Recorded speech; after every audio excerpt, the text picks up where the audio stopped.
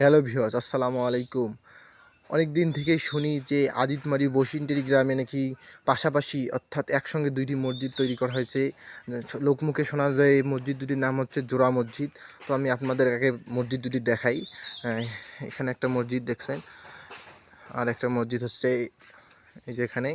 পাশাপাশি তো ২টি মসজিদ।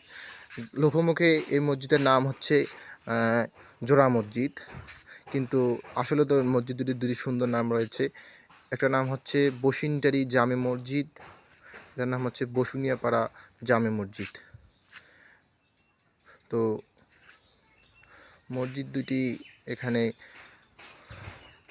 দ্বন্দ্ব করে তৈরি করা হয়েছে।